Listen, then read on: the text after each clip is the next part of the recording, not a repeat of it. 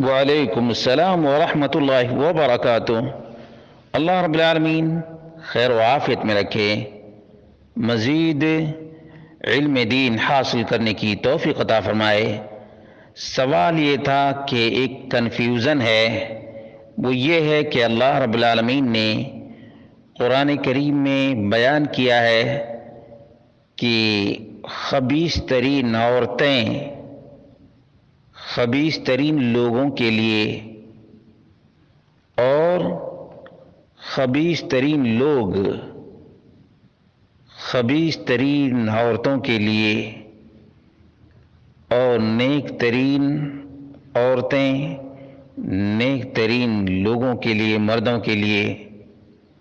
اور نیک ترین مرد نیک ترین عورتوں کے لیے۔ تو ہم دیکھتے ہیں کہ ہمارے سماج اور معاشرے میں بہت سے لوگ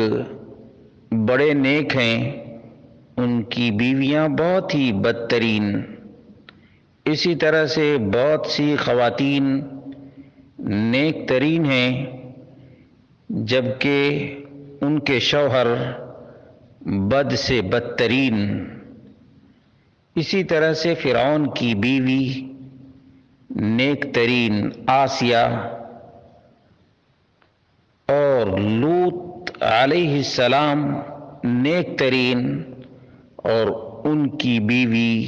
بدترین۔ حقیقت یہ ہے کہ جس آیت کی طرف سوال میں اشارہ کیا گیا ہے، اکثر مفسرین کے نزدیک وہ معنی نہیں جو عام طور پہ لوگ سمجھتے ہیں، بلکہ الخبیثات کا معنی اور مفہوم یہ ہے الکلمات الخبیثہ والافعال الخبیثہ للخبیثین، بدترین اعمال، بدترین اقوال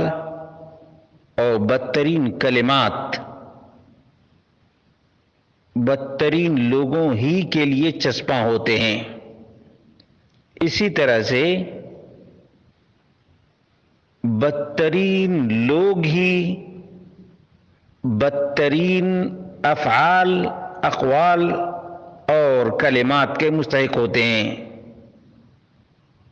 اور نیک ترین اور اچھے کلمات، اچھے افعال، اقوال اچھے لوگوں کے لیے، اور اچھے لوگ اچھے کلمات اور اچھے اقوال کے لائق ہوتے ہیں، کیونکہ آگے جو ذکر آیا ہے وہ ہے اولئک مبرؤون مما یقولون، یہ لوگ جو کہہ رہے ہیں ان سے وہ بری ہیں، ان سے وہ بری ہیں۔ معلوم یہ ہوا کہ یہاں نکاح میں یا زوجیت میں خبیثات للخبیثین نہیں، بلکہ اکثر مفسرین خاص طور سے ابن جریر وغیرہ نے کہا ہے کہ الخبیثات من الکلمات،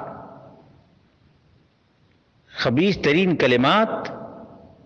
خبیث لوگوں کے لیے۔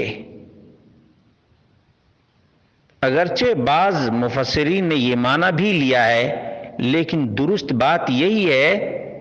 کہ اچھے کلمات، اچھے اقوال اچھے لوگوں کے لیے، اور اچھے لوگ ہی اچھے کلمات کہتے ہیں اور اچھے اقوال کے اہل ہوتے ہیں۔ تو اس میں کوئی ڈاؤٹ نہیں اور نہ کوئی شبہ رہ جاتا ہے۔ اس صورت میں ڈاؤٹ پیدا ہوتا ہے